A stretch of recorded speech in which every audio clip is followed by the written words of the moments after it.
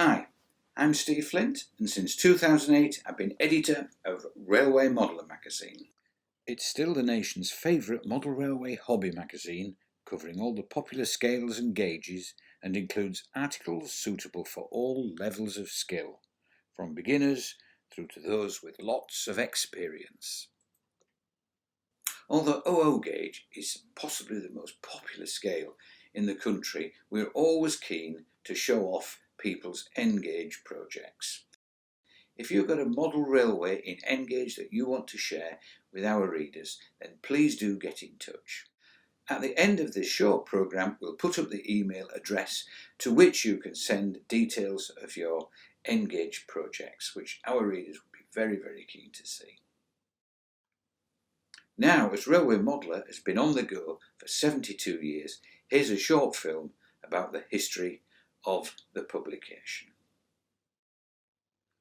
Issue number 1 was published in the autumn of 1949 by the pioneer of railway publishing in the post-war years, Ian Allen. Roughly A5 in size, it was launched as a bi-monthly periodical with G.H. Lake in the editorial chair. After 4 successful issues, Lake stepped aside, citing that proposals to change to monthly publication would be too great a workload. A new editor, a certain Cyril Freezer, took over from issue number 5, but plans to go monthly were still thwarted. Enter Sidney Pritchard of Pico. He launched Pico Publications in 1951 and purchased the title, continuing with its publication from issue number 13. 13? Unlucky for some? Well, Sidney, having been born on the 13th day of the month, did not consider this to be an unlucky number. Cyril also moved with the title to its new HQ in Devon, having been invited to do so by Sidney from the window of a moving train as it drew out of Waterloo.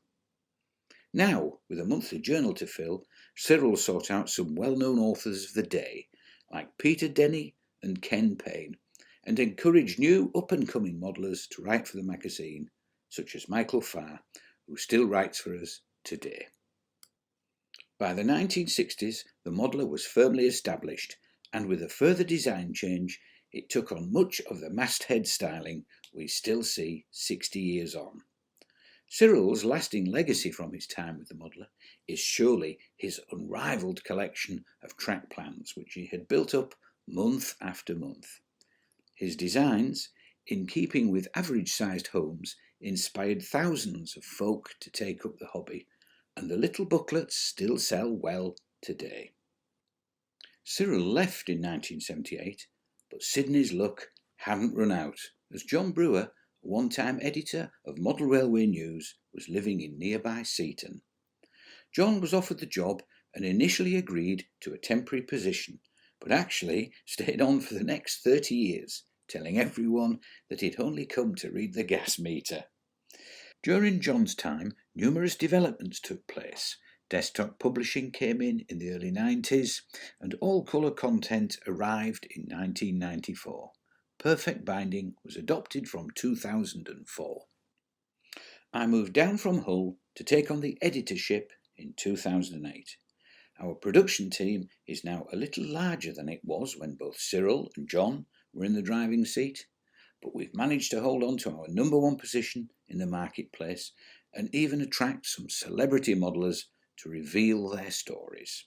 And last year we also won our industry's Special Interest Magazine of the Year award.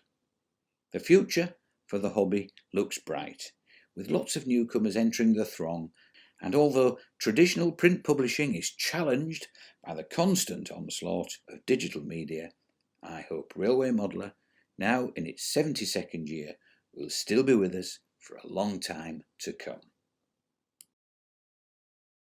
If you have a layout or a build project which you think may be of interest to our readers, then please submit the details along with your name and address and a short synopsis of the idea, together with some preview photographs, to this address: railway-modeller@btconnect.com.